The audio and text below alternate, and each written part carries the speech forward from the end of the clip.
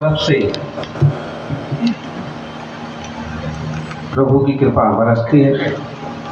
दोनों हाथ जोड़ के बंदितु सब सिद्धे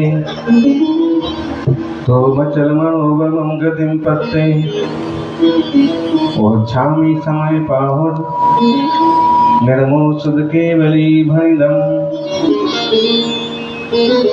ये भी बहुत बड़ी घटना हो।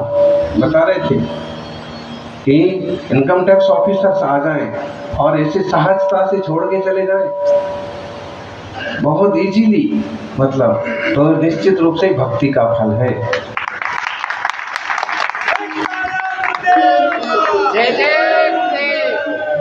ओम असहाजी संभव ही नंदन सुमई ओम सुपास चंद्र भोयंत से अंसा भासुकोज दिन विमलंता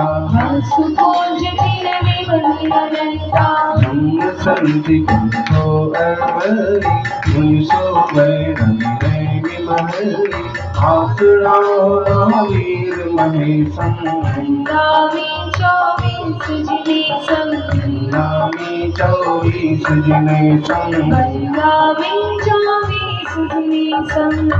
तीर्थंकर भगवान की। वर्तमान दिन शासन नायक वर्तमान महावीर भगवान आचार्य श्री आदि सागर महावीर कीर्ति विमल सागर जी महाराज की। तपस्वी सम्राट गुरुदेव आचार्य श्री सन्मति सागर जी महाराज की।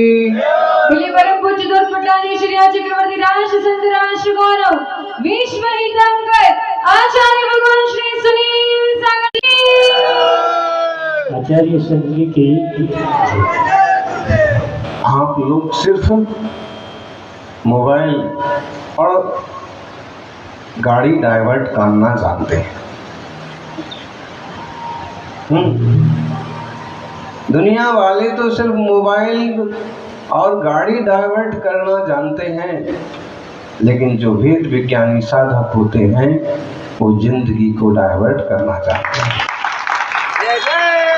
किसी साधन को, किसी मशीन को डाइवर्ट करना तो एक बार आसान है, लेकिन जिंदगी को डाइवर्ट करना बहुत कठिन काम है। मुनि संघ के सानिध्य में आकर के सामान्य व्यक्ति भी विशेष बन जाता है और विशेष अविशेष बन जाता है। त्रियंच आ गए मुनि के चरणों में तो त्रियंचों का भी जीवन बदल गया। हाथी का जीव देव पर्याय में चला गया और शेर का जीव मुनि के संबोधन से शेह केतु नाम का देव बन गया। प्रवचनों की अपनी महत्ता है, स्वाध्याय की अपनी महत्ता है। अब भले न समझी में लोग लापरवाही करें। अब आप देखिए, कुछ लोग थोड़ा जल्दी आके दर्शन करके निकल गए। कुछ लोगों ने अपना जो उनकी भूमिका थी वो अदा की और रवाना हो गए। लेकिन कुछ लोग ऐसे हैं कि वो विशेष रूप से प्रवचन के लिए ही बैठे हैं। हमारी सबसे बड़ी भूमिका ये है कि हम गुरुदेव का वचन सुनेंगे और अपने मन को शुद्ध करेंगे, अपने जीवन को शुद्ध करेंगे। आजकल असम के राज्यपाल हैं कटारिया जी, और अक्सर कर आते थे, लेकिन जब आते थे तो उसके पहले एक सूचना आती थी कि महाराज जी का प्रवचन कितने बजे है, मुझे प्रवचन सुनना है। और कितनी भी जल्दी जाना हो तो महाराज जी मेरे लिए पहले 2-5 मिनट का अलग से प्रवचन कर दीजिए आप, और मैं निकल जाऊं। अमुक जगह के उद्घाटन है, शिलान्यास है, नेताजी है। मतलब एक रुचि तो होना ही चाहिए गुरुवाणी की, जिनवाणी में। पता नहीं कौन सा शब्द जीवन को परिवर्तित करने में निमित्त बन जाए। शब्द बाण की तरह होते हैं, और जैसे कौन सा बाण ठिकाने पर बैठ करके लक्ष्य को वेध दे, ऐसे ही कौन सा शब्द जीवन के लक्ष्य को प्राप्त करा दे।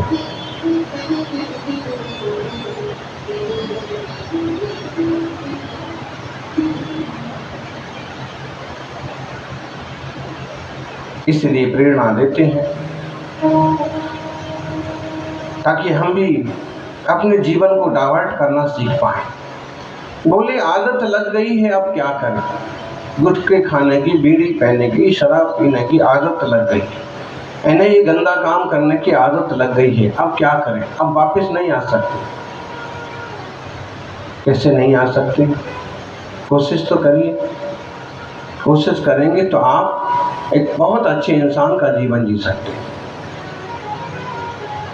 अनजान चोर जैसे चोर जब चोरी का रास्ता छोड़ के और मुनि बन के मोक्ष जा सकते हैं, तो आपने तो ऐसा कोई बड़ा काम नहीं किया है, ऐसा कोई गलत काम नहीं किया है। खुद की ही थोड़ी कमजोरियां हैं, उनको आप बदलेंगे, सही दिशा में चलेंगे।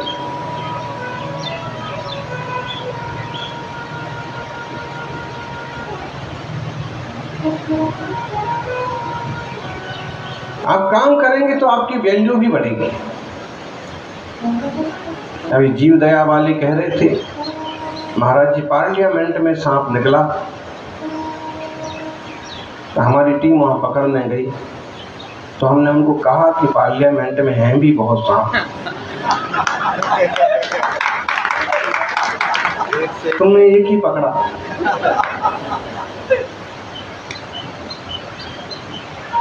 लेकिन इससे आपकी कीमत तो मालूम पड़ी कि अगर आप कोई अच्छा काम करते हैं तो आपको बड़ी जगह पर भी याद किया जा सकता है।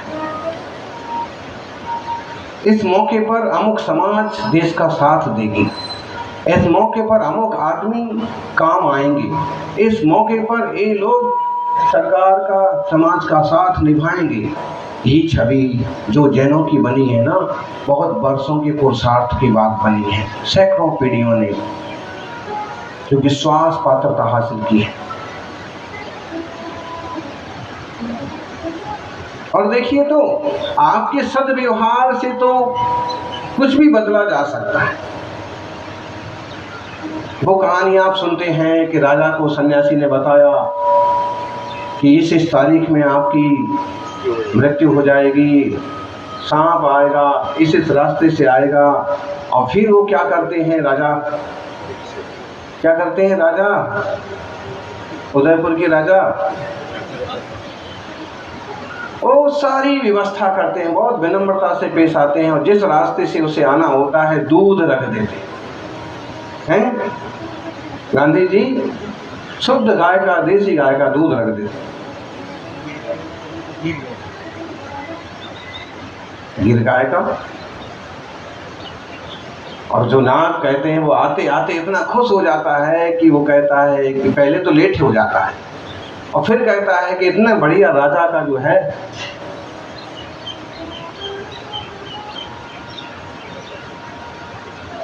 देखो बढ़िया राजा को अपन कैसे नुकसान पहुंचा सकते, और वो वापस चला जाता है। ये तो पुरानी कहानी हो गई, और नई कहानी अभी आप सुन रहे थे, शांतिलाल जी ने बताई नहीं कि राइट पड़ गई, ऑफिसर्स आ गए, तो घबराना और भागना और छुपने की बजाय वेलकम, पधारिए, बैठिए, चाय नाश्ता करिए, बहुत आनंद से सब चीज़ खोजबीन करिए, यहीं भोजन करिए, और जब रवाने का टाइम आया ना तो तिलक करके, शोर उड़ा करके, और साथ में आप गलत क्या कर रहे हैं, आप हमारे यहाँ आए हैं, इसमें क्या बुराई है?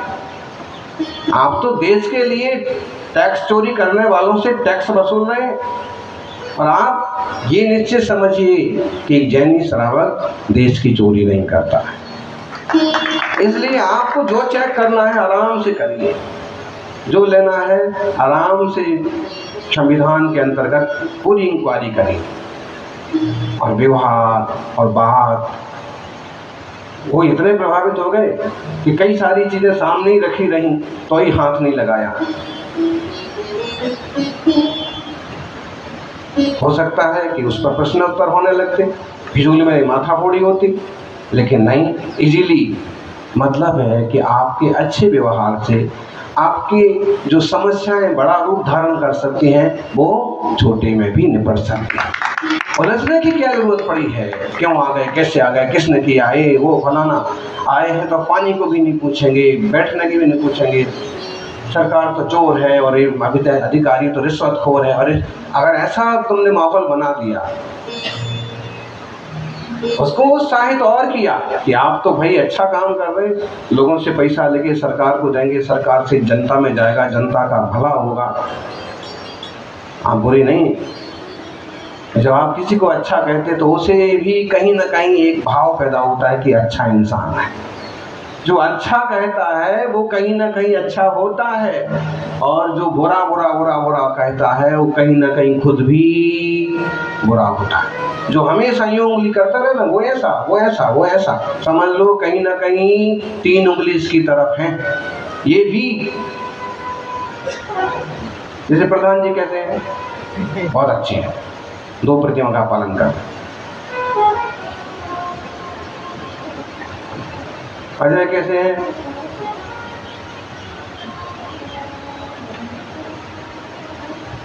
अब किसी को भी आप ऐसे नाम ले लो या किसी को भी ऐसे जब करे ना कि वो ऐसा है, तो आपने जैसा उसको कहा ना, आपकी फिजिकली जो मुद्रा है ना, ये खुद कहती है कि आप भी 3 गुना इसके जैसे हैं।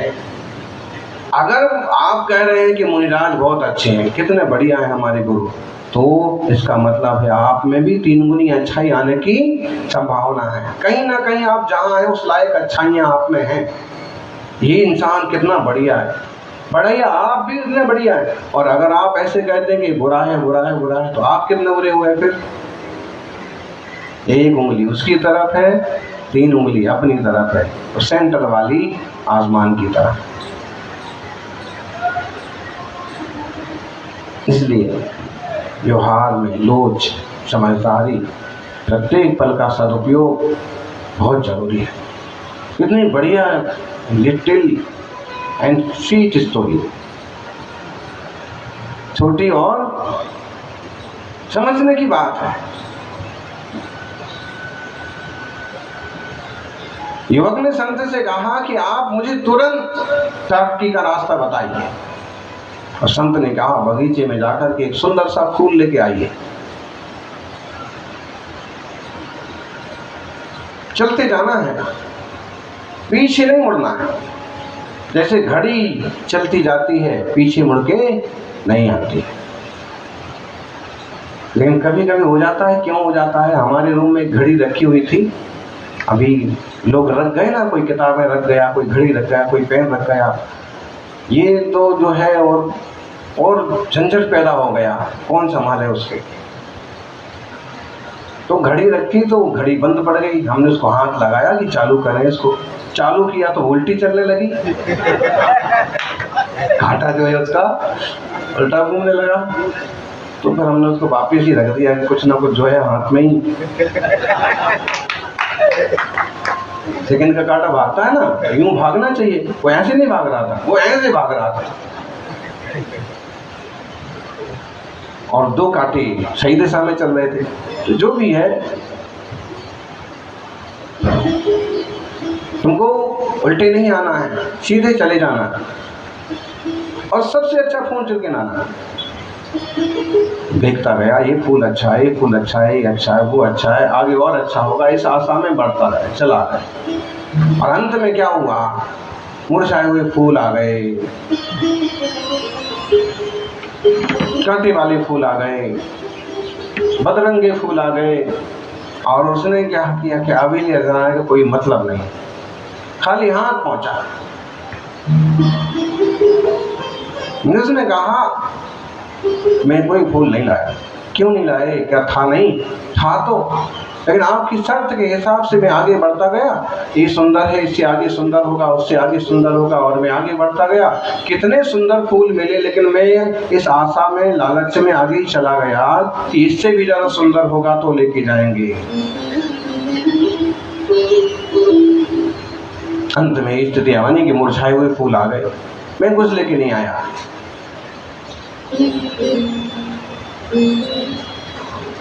अब मैं फूल तो नहीं लाया, लेकिन आप मेरे प्रश्न का उत्तर दीजिए कि जल्दी से जल्दी तरक्की करने का, जल्दी से जल्दी ऊंचा उठने का आइडिया क्या है, तरीका क्या है?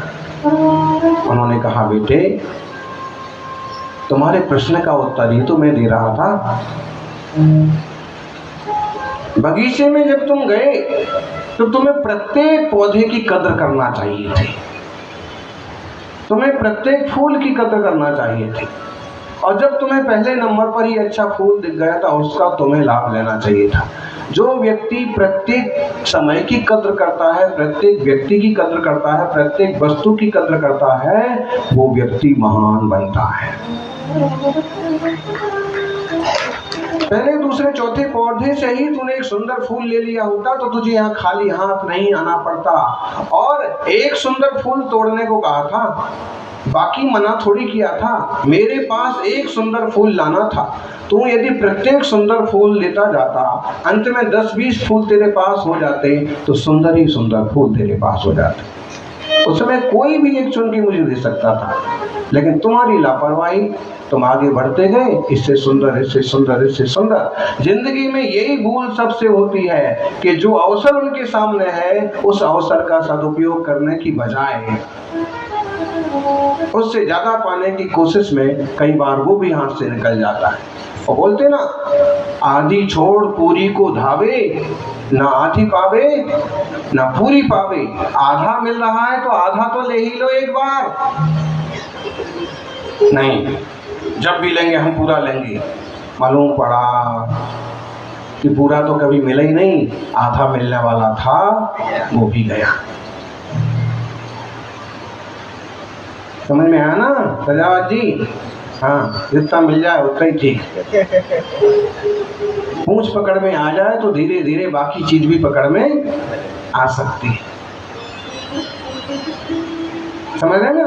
किसी भी मामले में आप व्यापार को ले लीजिए, करेंगे तो सोने चांदी की दुकान करेंगे।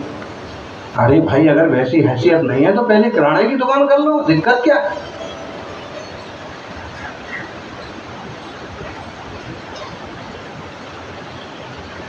रिश्ता देखेंगे तो ऐसा घर में देखेंगे। बहुत ज्यादा लोभ लालच मत करो। अनुकूल उचित अवसर मिला, उचित व्यवहार मिले कि आप अपने काम करो तो जीवन में आप तरक्की हासिल करोगे। जो प्राप्त है वही पर्याप्त है।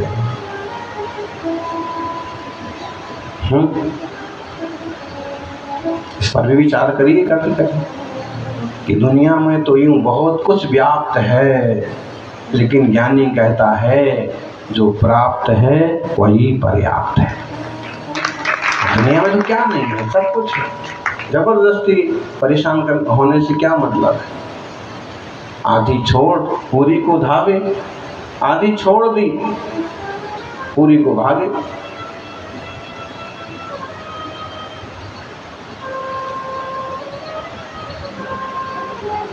तब तक वो आधी भी खत्म हो गई।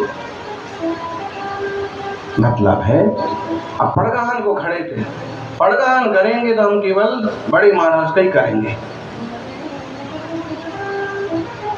जब छुल्लक जी हैं, माता जी नहीं, इनका पड़गहन नहीं करेंगे। अरे कुछ नहीं मिल रहा था, कुछ मिल रहा है उतना तो ले लो।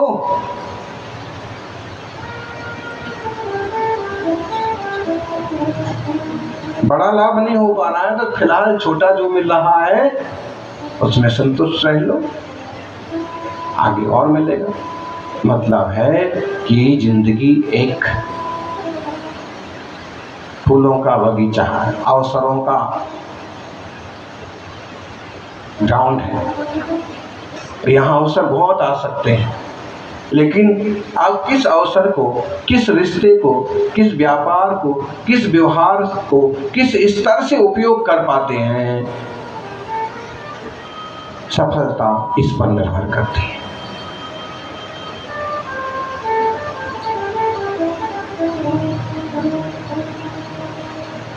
उस अवसर का, व्यापार का, उस व्यवहार का, उस रिश्ते का आपने ठीक मूल्यांकन कर लिया, आगे वाली स्टेप भी आप चढ़ते जाएंगे, निश्चित रूप से आपकी तरक्की होगी। तुरंत तरक्की पाने का तरीका यही है कि जो अवसर सामने हो उसका सदुपयोग कर लो।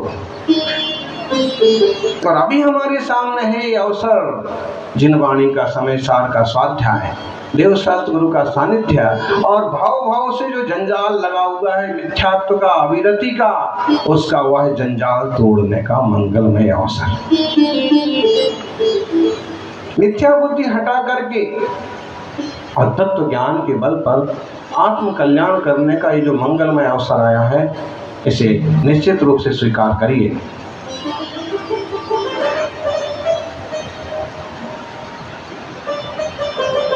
केवल आप फोन और गाड़ी को डाइवर्ट मत करते रहिए, जिंदगी को डाइवर्ट करना भी सीखिए। गलत रास्ते पर मत जाइए, गलत रास्ते पर मत जाने दीजिए।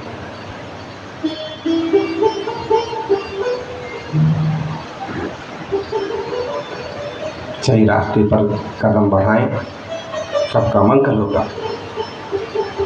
आचार्य कुंद स्वामी कहते हैं, प्रत्येक पदार्थ परिणमनशील है, कूटस्थ नित्य तो कुछ भी नहीं है,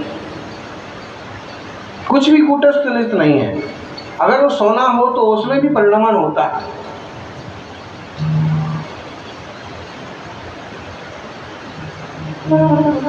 सिद्ध भगवान सिद्ध हो गए तो भी उनमें भी परिणमन शुद्ध शुद्ध रूप हो रहा है, अपन में तो परिणमन हो ही रहा है। कितना परिणमन हो गया देख लो, अपने बॉडी को देख लो, अपने शरीर को देख लो।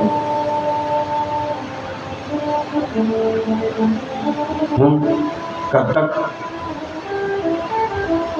सिर्फ बेटा कहला रहे थे, उसके बाद पापा कहला रहे थे, उसके बाद दादा कहला रहे, दादा कहलाते ही पापा आ गई।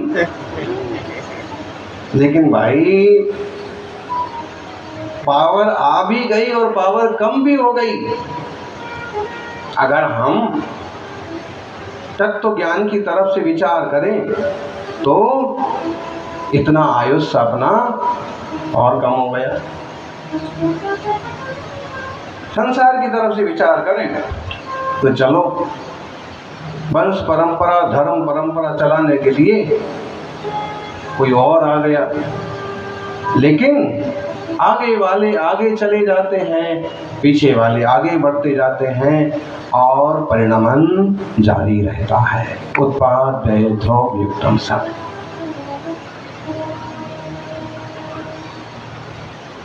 कूटस्थ नित्य नहीं है। कोई भी चीज आप बताइए जो परिणमित ना होती, कोई भी चीज। परिणमन तो हर चीज का होता है, परिणमन ना हो तो संसार ही ना कहलाए, फिर मोक्ष भी ना रह जाए। इसी बात को आचार्य श्री कुंद स्वामी ने समय सार जी में जीव के संबंध में 121 से 125 तक इन गाथाओं में स्पष्ट न स्वयं बद्धो कम्मे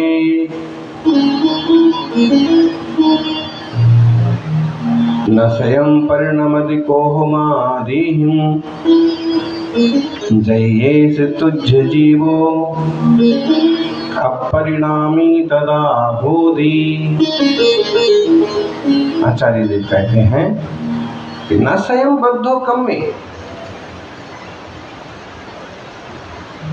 यह आत्मा, ये जीव खुद कर्मों से नहीं बना है।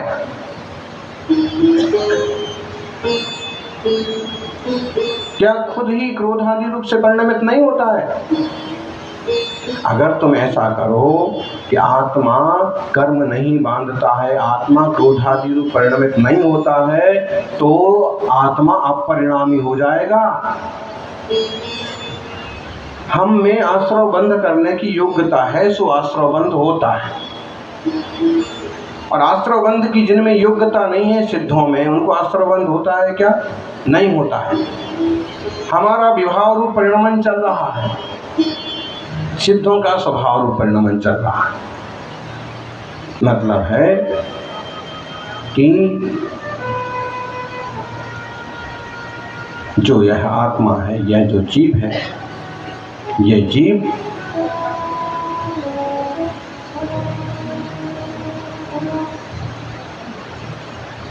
स्वयं कर्म को बांधता है। यदि कोई कहे कि ना तो कर्म से स्वयं बंधा है और न क्रोधादि भाव से स्वयं परिणमता है, तो कैसा सिद्ध हो जाएगा जीव? अपरिणामी सिद्ध हो जाएगा। परिणमन माने होता है बदलना, परिवर्तन, और अपरिणमन माने होता है नहीं बदलना। जीव जीव रूप से जीव रहेगा, इसमें कोई दो मत नहीं है, लेकिन वह जीव जीव रहते हुए भी परिणमित होता रहेगा। देखो, कभी राग रूप भाव होते हैं, कभी द्वेष रूप भाव होते हैं, कभी क्रोध रूप भाव होते हैं, कभी मान रूप भाव होते हैं, कभी मायाचारी के भाव होते हैं, कितने तरह के भाव होते हैं। सब विभाव है। और स्वभाव की तरफ से देखें तो वहां भी ज्ञान, दर्शन, आनंद आदि शुद्ध रूप से परिणमित होते हैं। कहना ये चाहते हैं कि सांख्य मत वालों की तरह कूटस्थ नित्य और कूटस्थ शुद्ध नहीं है जीव, कूटस्थ अशुद्ध भी नहीं है, अपितु यह परिणमनशील है। अपना ही जीव की बात हो रही है, चेतना की बात हो रही है। फिर कहते हैं अपरिणमंतम मिशयम् जीवे को हादि एहि भावेहिम् संसारस्य अभावो असज्जते शंख समो वा। क्रोधादि भाव रूप स्वयं नहीं परिणमते हुए जीव को संसार का अभाव हो जाएगा और सांख्य मत का प्रसंग आएगा। बोलो, यदि राग रूप नहीं परिणम रहा है जीव, खुद ही द्वेष रूप नहीं हो रहा है, खुद ही क्रोधादि विभाव रूप नहीं हो रहा है, तो फिर संसार और संसारी जीव रहेगा? नहीं रहेगा। और अगर फिर भी कहो कि नहीं, आत्मा तो सर्वथा शुद्ध ही है, तो कहते हैं ऐसा कहने से संसार का भी अभाव होगा और सांख्य मत का प्रसंग आएगा। एक जमाना था जब देश में सर्व दर्शन या विभिन्न दर्शन के विषयों को लेकर के वाद विवाद हुआ करते थे, और ये सांख्य भी एक मत है। और सांख्य मत वाले मानते हैं कूटस्थ नित्य सर्वथा शुद्ध, अशुद्ध नाम की कोई चीज ही नहीं है। प्रकृति है जो अशुद्ध है, पुरुष तो सर्वथा शुद्ध है। तो बोले कि नहीं, अगर सर्वथा ऐसा मान लिया जाए, कूटस्थ नित्य मान लिया जाए, तो संसार ही नहीं बनेगा।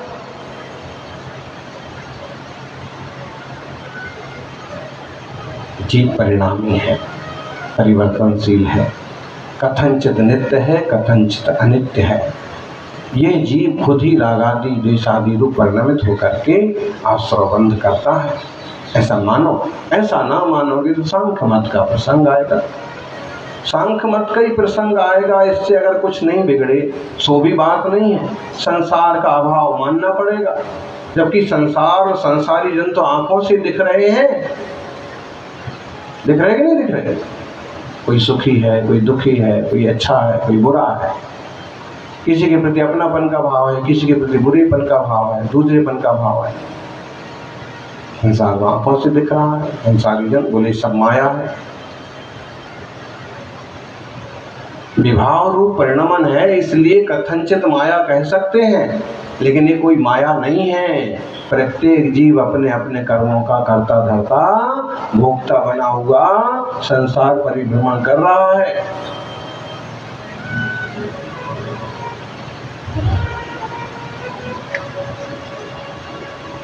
सौभाग्यशाली आचार्य देव कहते हैं कि हम सारी जिम्मेदारी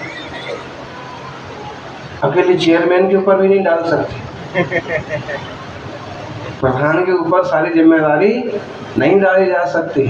तुम सारी जिम्मेदारी पुद्गल के ऊपर डाल दो, ये तो सब पुद्गल ने किया है। गुस्सा किसने कराया? पुद्गल कर्म ने गुस्सा कराया है। अभिमान किसने कराया? पुद्गल कर्म ने अभिमान कराया है। दुख क्यों हुआ? पुद्गल कर्म का उदय आ गया है। तो आचार्य श्री कहते हैं 123 नंबर की गाथा 1 2 3 वो कहते हैं पुद्गल कर्मं को हो जीवं परिणामैदिको हतम तम सयम परिणमंतम कहम परिणाम यदि हो।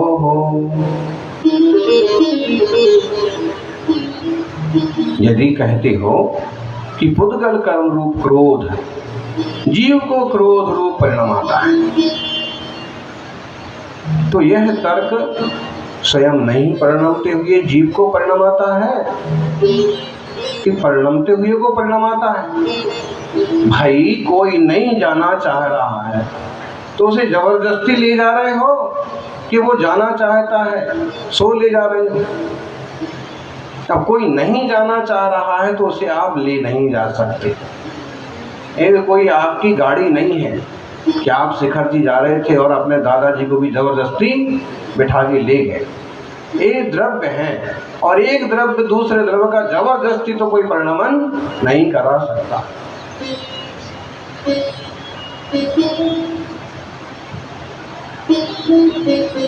पत्थर में योग्यता नहीं है कि पानी की तरह बहा सकते हैं क्या? नहीं बहा सकते। पानी में योग्यता है कि बहे, तो रुका हुआ पानी को अगर रास्ता मिल जाए तो बहेगा, उसकी योग्यता है। तो यहाँ ये कहा है कि तुम जो बात कहते हो संसारी जनों या जो एकांत मत वाले जो बात कहते हैं कि पुद्गल कर्म ने ऐसा किया है, पुद्गल कर्म ने मुझे, अपन भी कहते ना वो गीत आता है जड़ कर्म घुमाता है मुझको, एक बात भी है। तो सर्वथा ये बात सर्वथा नहीं है, कथनचित। और एक वो गीत आता है, कौन सा?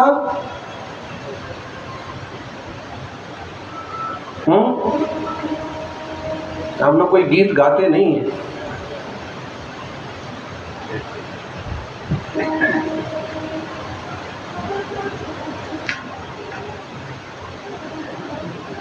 पुराने गीतों में अच्छे अच्छे गीत आते हैं कि मुझे कर्मों ने मारा, हम तो कर्मों के सताए हैं और कर्म जैसा चाहे मुझे नाच नचाता है। तो आचार्य श्री कहते हैं कि भाई एक तरफ से हम सही कह सकते, एक बात एक अपेक्षा से सही कह सकते हैं, लेकिन सर्वथा तुम ऐसा मान के बैठ कि सारा का सारा दोष कर्म का है, सारा का सारा दोष कर्म का नहीं है, कहीं ना कहीं तू परिणमित हुआ है। वो बात कही है कि अगर तुम कहते हो कि पुद्गल कर्म ने जीव को क्रोध आदि रूप परिणाम आया, तो अगर अब हम पूछते हैं कि क्रोध नाम का पुद्गल कर्म था और उसने जीव को क्रोध आदि रूप परिणाम आया, तो बताओ परिणमन करते हुए जीव को परिणाम आया कि नहीं परिणमन करने वाले को परिणाम आया? दो प्रश्न है, एक उत्तर दो। अगर आप कहते हो कि परिणमन करते हुए को परिणाम आया, तो भाई चलते हुए आदमी को तुमने क्या चलाया? तो चल ही रहा था। अब कहो कि अपरिणमित नहीं परिणमन करते हुए को परिणाम आया, तो भाई जो जिसकी खुद की शक्ति नहीं है उसके लिए कोई क्या कर सकता है? क्या तुम मुर्दे को चला सकते हो? कंधे पर बैठा करके ले जा सकते हो, लेकिन एक इंसान की तरह उसे आर्टिफिशियल इंटेलिजेंसी कितनी भी एक्सपर्ट हो जाए, क्या मुर्दे में जिंदा इंसान की तरह एक्शन पैदा कर सकती है, चला सकती है?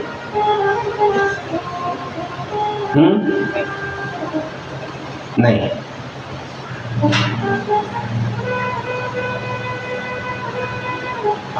आचार्य महाराज के भगवंतों के तर्क बहुत जबरदस्त रहे हैं कि एक बात समझ लो, हमारा आग्रह नहीं है कि तुम अभी हाल वितरागता के मार्ग पर चलो, लेकिन इतना समझ तो लो कि मार्ग क्या है। तुम उल्टा सुल्टा मान के बैठे हो, मैं सर्वथा शुद्ध हूँ, कर्म ने मुझे कुछ नहीं किया है, ये भी गलत बात है। सर्वथा शुद्ध कहाँ हो तुम? ये उदय आदि आ रहे हैं किसके हैं? आगे आगे सब विषय आएगा।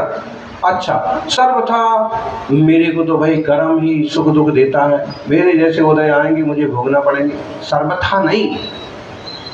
उस समय अगर तुमने समता धारण की, तुम साम्य भाव वाले बने रहे हैं, शांति रखी, रैट पड़ गई, सर्व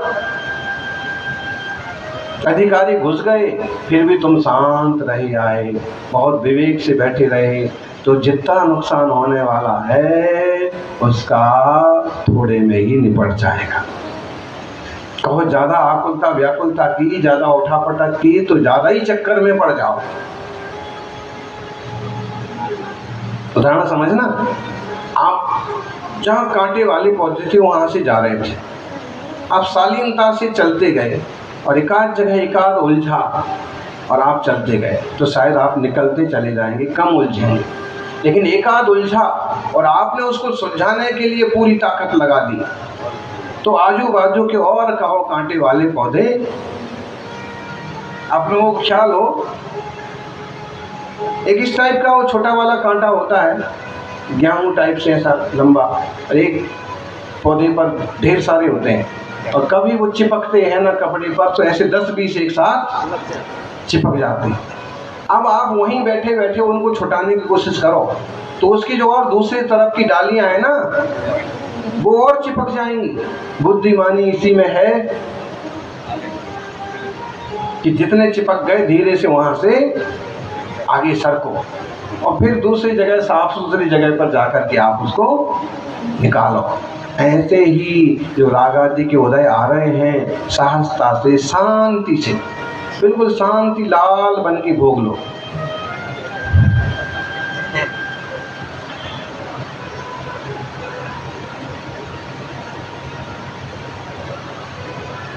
उदय आदि तो आ ही रहे, क्या करेंगे, धर्म ध्यान करते करते धीरे धीरे उनको निकल जाए। तो ये कह रहे हैं कि सर्वथा कर्म ने नहीं बिगाड़ा है, तुम्हारे परिणाम भी उसमें लगे हुए हैं, तुम भी परिणमित हो रहे हो, विकारी विभाव रूप परिणाम हो रहा है। और ऐसे कहते हैं 124 नंबर की गाथा है, अहसय मप्पा परिणमदि कोहो भावेन एस दे बुद्धि, कोहो जुत्तो कोहो परिणामय दे जीवम को हत विधि मिच्छा। ऐसे कहा है कि अथवा यदि तेरी ऐसी बुद्धि है कि स्वयं आत्मा अपने आप क्रोध भाव से परिणमता है, तो जीव को क्रोध भाव रूप परिणाम आता है, ऐसा कहना मिथ्या सिद्ध होगा। क्रोध रूपी कर्म जो है वो जीव को क्रोध रूप परिणाम आया, ऐसा कहना मिथ्या सिद्ध होगा, झूठ सिद्ध होगा। वास्तव में उद्गल कर्म ने नहीं परिणाम आया है, उस समय अपनी योग्यता से जीव परिणमित हुआ है। एक गाथा से पूरी बात स्पष्ट हो जाएगी। 125वीं गाथा, कोहो जुत्तो कोहो माणव जुत्तो मानवे वादा, माओ जुत्तो माया लोहो जुत्तो अवधि लोहो। बोले कह रहे हैं कि क्रोध से युक्त आत्मा क्रोध है, वो आत्मा ने उसी समय क्रोध किया है, तो क्रोध आदि भाव वाला आत्मा क्रोध है। और मान से युक्त आत्मा उस समय मान है, मानी है। और मायाचारी से युक्त आत्मा उस समय मायावी है, कहते भी हैं तो बहुत मायावी आदमी है। लोभ से युक्त आत्मा लोभी है, उस समय की विकारी परिणाम से परिणमित होने से आत्मा वैसा है। लेकिन एक विवक्षा ये हो गई, अनेकांत वाली विवक्षा। जब हम नए विवक्षा देखते हैं तो अशुद्ध निश्चय से आत्मा क्रोधी है, मानी है, मायावी है, लोभी है। लेकिन जब शुद्ध दृष्टि से देखते हैं अगर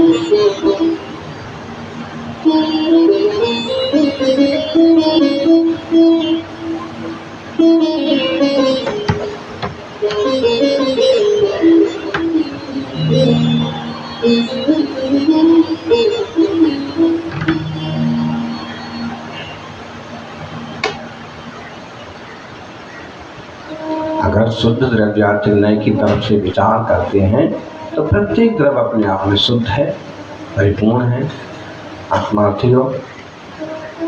सारांश में इतना समझ लें कि क्रोध, मान, माया, लोभ आदि के विकारी भाव हमारे सगे नहीं है, हमारे में होते हैं।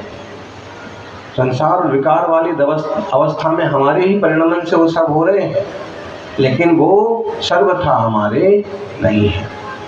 कोशिश करें कि इन विभाव और विकारी परिणामों को छोड़ दें। छोड़ नहीं पाते हैं तो जितना कम से काम चले उतनी सावधानी बरतें और अपने ज्ञान घन शुद्ध चैतन्य तत्व का अनुभवन करें, अनुसरण करें, इससे मंगल होगा। जय बोलिए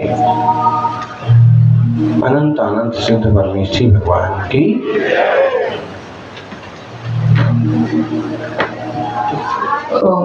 बोलिए आचार्य भगवान